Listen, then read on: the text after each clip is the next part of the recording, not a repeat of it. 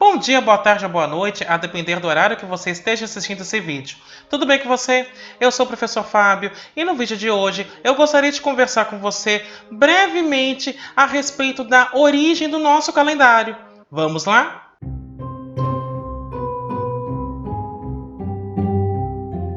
Antes de mais nada, eu tenho que pedir que você faça o já famoso cucocô, que é o curtir, ou seja, deixa o seu like, aproveita e faz isso agora que você já não esquece, comenta, ou seja, utiliza a área dos comentários para continuar dialogando comigo, apresentando suas dúvidas, apresentando assuntos que você gostaria que fossem abordados neste canal, inclusive termina de ver o vídeo inteiro e aí depois você me conta o que você não sabia e que descobriu hoje. E, além disso, se você gostar desse vídeo, compartilhe com seus amigos, compartilhe com seus contatos, porque você vai estar ajudando no fortalecimento desse canal. Além disso, eu vou pedir para você clicar no sininho, se inscrever e ativar as notificações, porque aí toda vez que sair um vídeo novo, você será avisado. O objetivo desse vídeo é bastante particular. Eu não vou abordar a matemática do ponto de vista teórico, mas eu gostaria de discutir brevemente como é que o nosso calendário é constituído. E perceba que há algo bastante curioso nessa constituição. Apesar de nós fazermos contagem com um sistema de numeração decimal, ou seja, em grupos de 10, curiosamente, o nosso calendário ele é contado em grupos de 365 ou 366 dias, a depender se for um ano bissexto ou não. Esses dias são divididos em grupos de 12 meses, cada mês tem 30 ou 31 dias e esses meses são divididos em grupos de 7, as semanas. Então, quando eu trato do tempo, eu percebo que a contagem não obedece ao sistema de numeração decimal. Além disso, como nós sabemos, o nosso calendário ele sempre é regrado de maneira que nós saibamos o que acontece no primeiro dia do ano, todos os feriados que vão ocorrer ao longo dele, termina no dia 31 de dezembro, que curiosamente se remete no primeiro momento ao termo 10, mas é o 12º mês, e depois recomeça novamente. Então a ideia deste vídeo é conversar com você um pouco a respeito de como é que este calendário foi organizado, como é que o nosso calendário foi constituído. E para isso é necessário que nós saibamos num primeiro momento algumas coisinhas. Existem 4 conceitos que são fundamentais para que nós entendamos o calendário. O primeiro conceito é o conceito de dia solar. O dia solar é o tempo que o Sol leva para passar pelo mesmo meridiano 2 vezes. Em outras palavras, o que eu faço é o seguinte: eu fixo um meridiano, ou seja, eu marco um ponto celeste, vejo um instante que o Sol passou por aquele ponto, e aí eu conto quanto tempo leva para que o Sol passe novamente por aquele ponto. Isso é o que eu vou chamar de dia solar. O dia solar varia entre 23 horas e 59 minutos e 24 horas e 1 minuto. E curiosamente, este é o dia civil que nós seguimos até hoje. Um outro conceito que também é necessário que nós saibamos é o conceito de lunação. Para ficar mais claro o que é uma lunação, a ideia é a seguinte: a Lua tem 4 faces que nós conhecemos. Lua cheia, aí ela entra em quarto minguante e vai para a lua nova. O quarto minguante também é uma fase da lua. Chega na lua nova, que é outra fase. Aí ela passa para quarto crescente e volta para a lua cheia e começa de novo. O período entre uma fase da lua e a sua repetição é chamado de lunação. Em outras palavras, o período que há, por exemplo, entre uma lua cheia e a próxima lua cheia, eu chamo de lunação. Esse período leva, em média, 28 dias.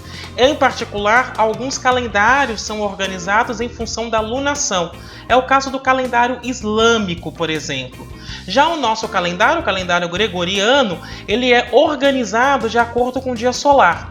Mas existem alguns calendários que são organizados de maneira que você contemple tanto o dia solar quanto a lunação, que é o que nós chamamos de calendário lunisolar. O calendário judeu é um exemplo desses. E uma coisa que eu devo destacar é que, apesar do calendário gregoriano seguir o dia solar, nós temos algumas coisas envolvendo também a Lua. É assim, por exemplo, que nós fazemos a marcação da Páscoa, através de algo que depende tanto do Sol quanto da Lua. Do ponto de vista astronômico, há várias formas de definir o que é o ano, mas eu vou pegar apenas dois conceitos. O primeiro é o ano sideral. O ano sideral é o tempo que leva para que a Terra faça uma revolução completa em torno do Sol. Inclusive é este ano que é considerado nas leis de Kepler.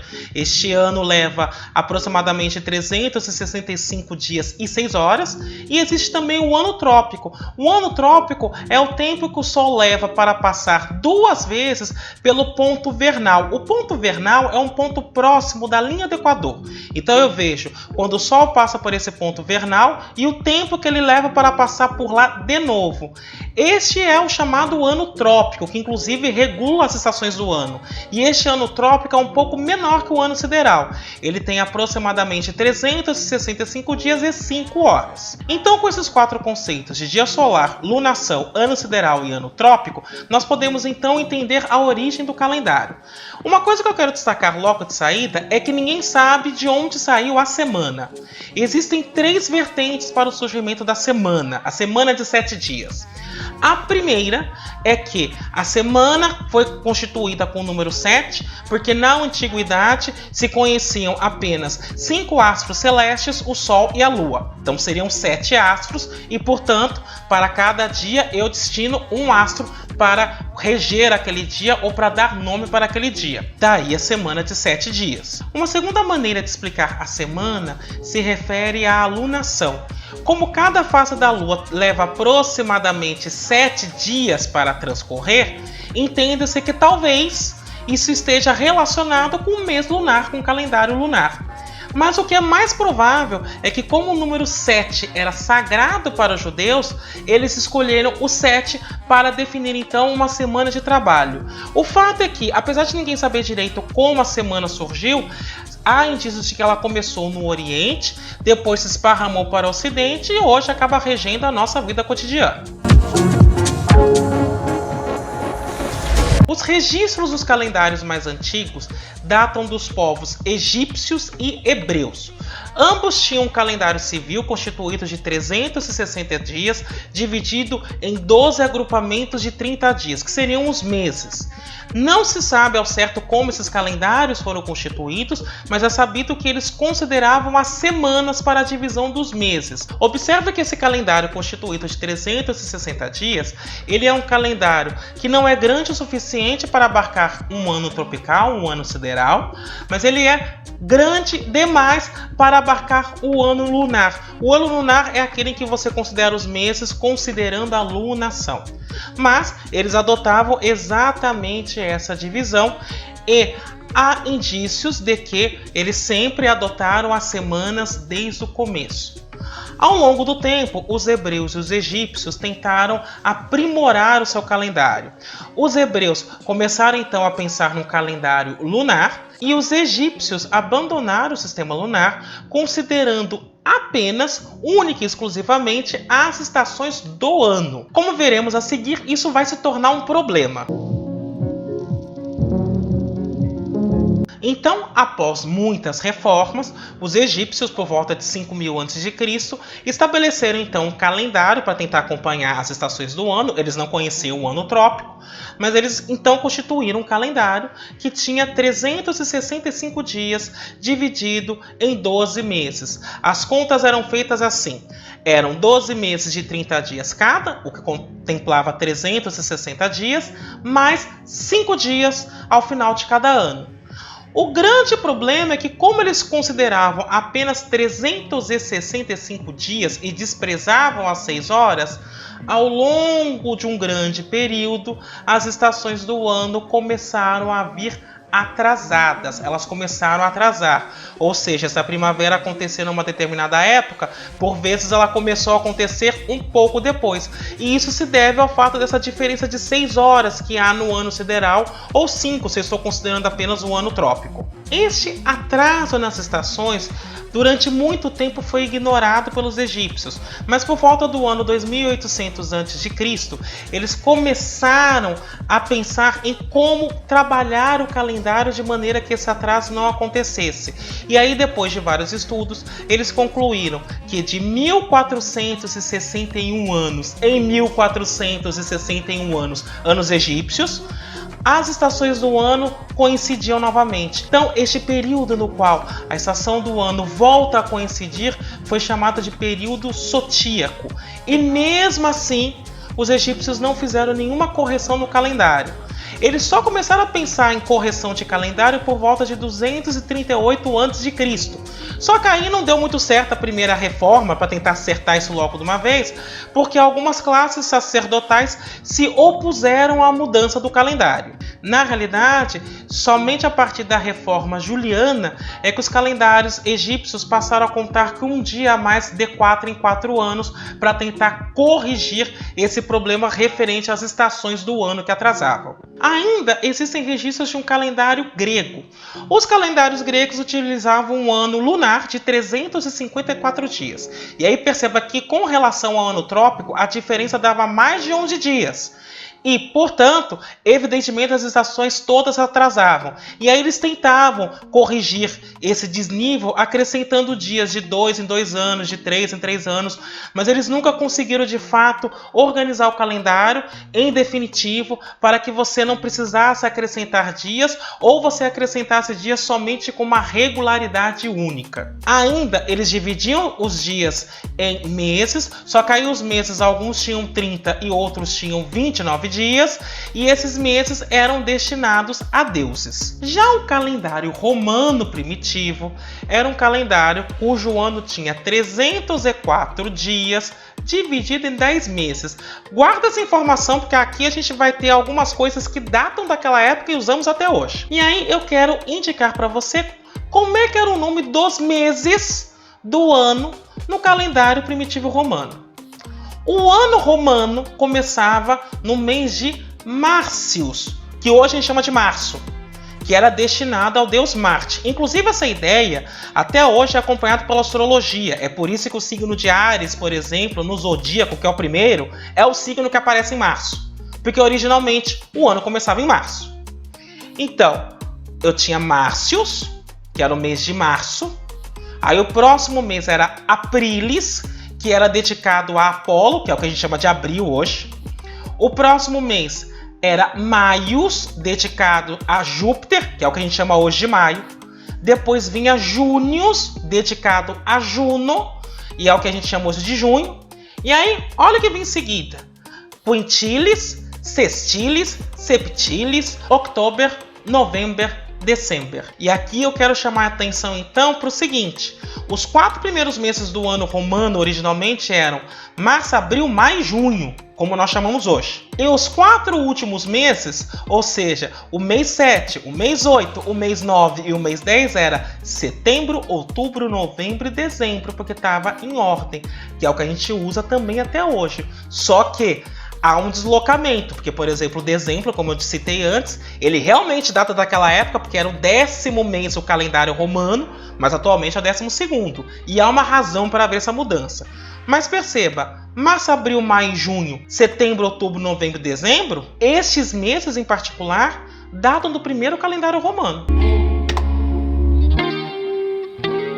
A primeira reforma desse calendário romano antigo veio com Numa Pompílio, e Numa Pompílio resolveu então utilizar a mesma ideia do calendário grego. Então ele constituiu um ano com 354 dias, e para poder achar mais dias do que os 304 originais, ele colocou 2 meses. O mês de Januários, dedicado a Jano, que é o que a gente chama de janeiro, ele vinha antes de Márcios. E depois do mês de dezembro, ou seja, depois de dezembro, ele colocou um mês que era um mês de expiação pelo final do ano, que era um mês dedicado à deusa Fébrua, que é o mês de Februários, que hoje nós chamamos de fevereiro. E este mês tinha 27 dias. Guarda essa informação também. Então, eu tinha 10 meses, veio a primeira reforma com Numa Pompílio. Numa Pompílio colocou janeiro como primeiro mês e colocou fevereiro como último mês. E fevereiro ali tinha 27 dias. E qual era a lógica para distribuir os dias dentro do mês? Pode ser que o mês tinha 30, 31, 29, 27. Nenhuma. E aí, neste ano romano, por superstição, precisou se acrescentar um dia a mais. Os romanos naquela época tinham uma superstição nefasta de números pares. Então a ideia de imaginar que um calendário anual tivesse 354 dias assustava muita gente. Então eles pensaram, bom, já que para resolver isso logo de uma vez, vamos transformar o ano como algo ímpar. Então 354 virou 355 dias. E adivinhe em qual mês foi acrescentado esse dia a mais? No mês de fevereiro, que estava lá no final do ano. E aí, ao invés de 27, ele passou a ter 28. Aliás, curiosamente, é o que a gente faz até hoje. Então é daí que vem essa ideia de fevereiro com 28 dias. É exatamente desses primeiros calendários romanos. Só que, na reforma do calendário, eles também queriam adequar o ciclo das estações com a lunação. E para isso, a cada 2 anos, eles introduziam um período de 22 ou 23 dias, aí dependia de quando o período seria introduzido, chamado de Mercedônios. O fato é, o Mercedônios ocorria entre 23 e 24 de fevereiro. Então era assim, chegava lá no final do ano, se era um ano que tinha que ter Mercedônios, no dia 23 de fevereiro começava Mercedônios, passava os 22 ou 23 dias, aí quando acabava Mercedônios, começava o dia 24 de fevereiro. Isso funcionou? De jeito nenhum. Aliás, o negócio ficou tão desorganizado quando fizeram isso, que chegou a um ponto de que eles esperavam a estação num determinado período, ela ocorria 3 meses depois. Então não deu muito certo. E aí precisou então fazer uma nova reforma que deu origem a um outro tipo de calendário. Nesta confusão de calendário que o Júlio César chega ao poder. E ele vai instituir então o que é chamado de calendário juliano, justamente porque foi ele que fez esse calendário. E aí, quando ele percebeu a confusão, ele fez o seguinte: ele chamou um astrônomo grego de nome Sosígenes e pediu para que ele estudasse o calendário. Esse astrônomo concluiu que o calendário romano, que estava vigente à época, estava atrasado em relação ao ciclo das estações em 67 dias. Então Júlio César teve uma ideia ótima. Fez o seguinte: bom, então nem o ano que ele assumiu, que ele percebeu esse atraso, ele decretou o seguinte: olha, entre os meses de novembro e dezembro, ou seja, novembro e dezembro, nós vamos colocar mais 2 meses. Um de 33 e outro de 34 dias, além do Mercedônios lá em fevereiro no fim do ano. Resultado final: este ano civil ficou com 445 dias, é o ano mais longo registrado na história, e é também chamado o ano de confusão, por uma razão simples. Quando Júlio César inventou de fazer isso, não tinha internet, não tinha carta, não tinha muita coisa para se comunicar com as pessoas. Então, quando a capital do Império Romano, quando Roma começou a utilizar este ano mais longo, as outras regiões não foram avisadas a tempo. Então em Roma já tinha acabado o ano civil e a outra região já estava começando outro ano. Então virou uma confusão, as pessoas se perderam no tempo, porque eles não entraram em uníssono neste calendário. Cada região foi entrando aos poucos. Então deu uma confusão maior ainda, mas essa foi a alternativa que Júlio César encontrou num primeiro momento. Este ano, que foi chamado Ano da Confusão, aqui é o ano 46 a.C. Depois deste ano, que deu confusão com todo o Império Romano, Júlio César então construiu o calendário romano. E ele disse: olha, eu vou ignorar essa parte lunar e vou então fazer um calendário com 12 meses, cada mês com um número ímpar de dias, porque os romanos tinham um certo problema com números pares. E aí ele também alterou. Ele pegou o mês de fevereiro, que estava lá no final do ano, e colocou como segundo mês. E o mês de fevereiro tinha 29 ou 30 dias. De que forma? 3 ciclos eram com 29 dias, o quarto era com 30, para compensar aquelas 6 horas, quase 6 horas do ano trópico. E aí o calendário juliano ficou constituído assim: janeiro e fevereiro, março, abril, maio, junho. Estou utilizando os nomes que nós usamos atualmente.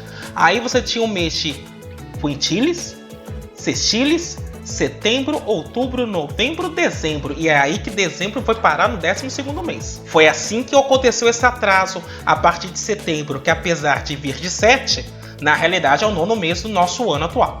Durante o Império de Júlio César, o calendário juliano ficou em vigor.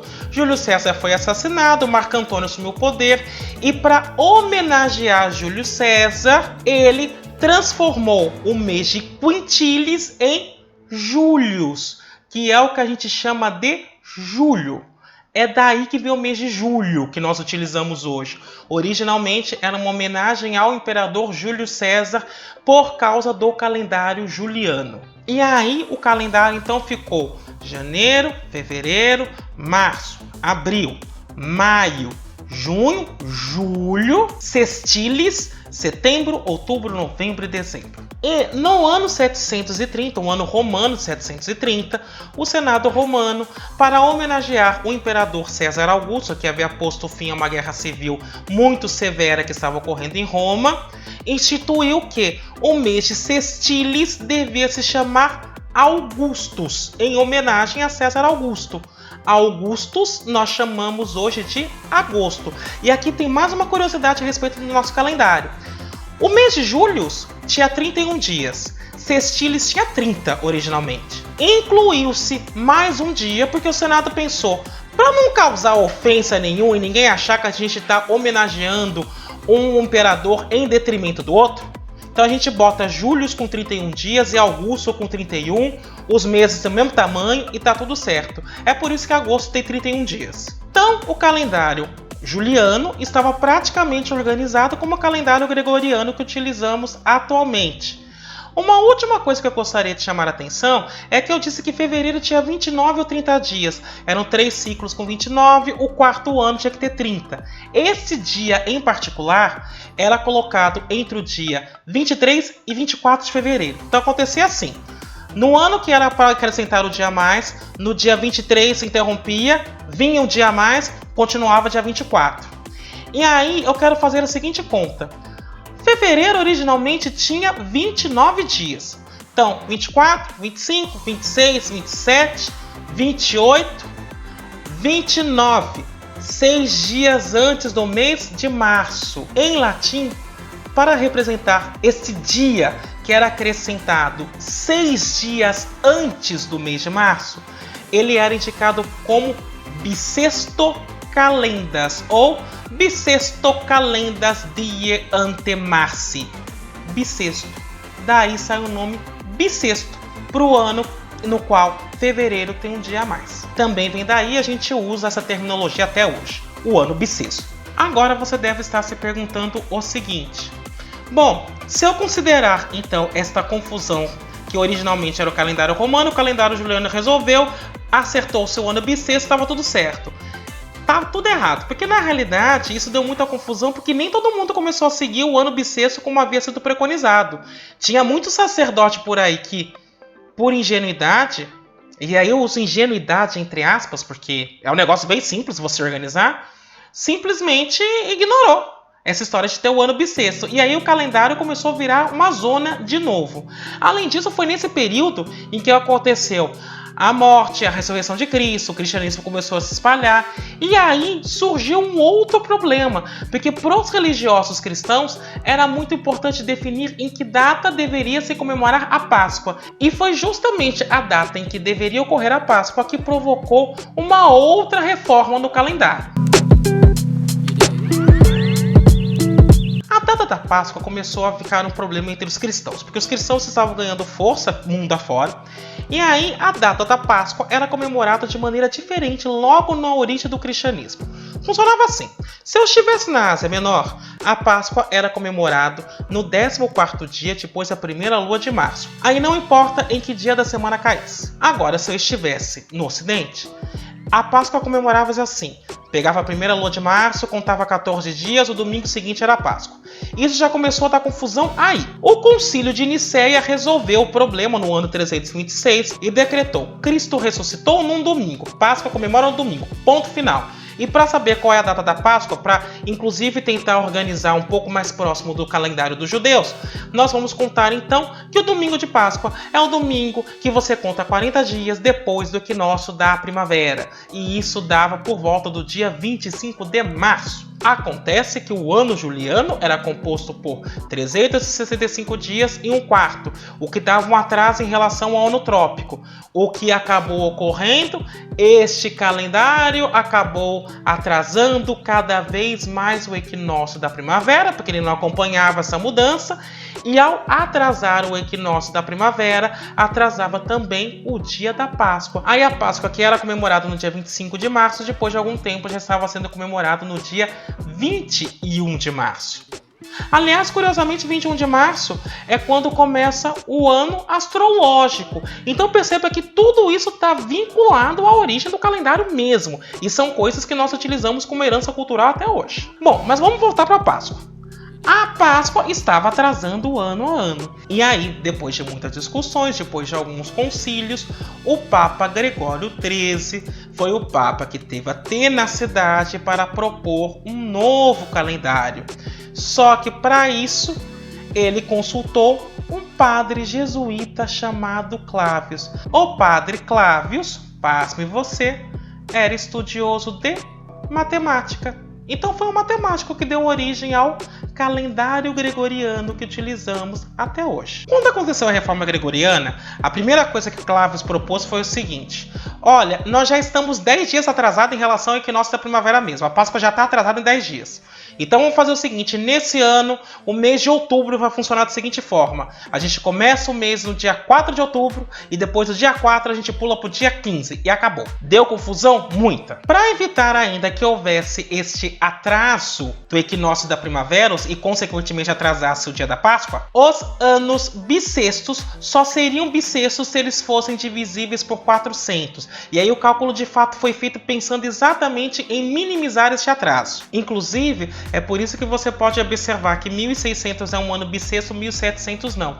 Então, foi o matemático Clavius, através da reforma gregoriana, que introduziu o fato de que ano bissexto é aquele divisível. Ano bissexto é aquele que é divisível por 4 e divisível por 400, quando terminar em 00. Porque todo número terminado em 00 dá para dividir por 4. Mas você só vai considerar bissexto se ele for divisível por 400. Justamente para pegar essas horas a mais que o ano trópico tem e corrigir esse atraso em relação ao equinócio da primavera que estava ocorrendo ano a ano. O calendário gregoriano, então, foi instituído dessa forma, observando o que já tinha do calendário juliano, ou seja, a organização do ano em 12 meses, cada mês com essa variação de 30 ou 31 dias advinda do calendário juliano, mas teve a observação de como colocar o ano bissexto. Os países ao redor do que então estava virando a Itália assumiram o calendário com bom grado? Não, inclusive nos países protestantes demorou-se muito mais para se adaptar ao calendário gregoriano. Aliás, até o início do século passado tinha gente que não usava o calendário gregoriano, mas o fato é que o calendário gregoriano, instituído pelo Papa Gregório, é o calendário utilizado praticamente no planeta inteiro. E esta então é a explicação de por que nós temos o nosso calendário constituído dessa forma, com 365 dias ou 366 dias, a depender do ano bissexto. E isso tudo se deve a um matemático. Bom, era isso que eu queria conversar com você. Espero que tenha sido bastante proveitoso. Eu vou ficando por aqui. Se ficou alguma dúvida ou alguma curiosidade, escreve nos comentários para mim. E eu espero você no próximo vídeo. Até lá!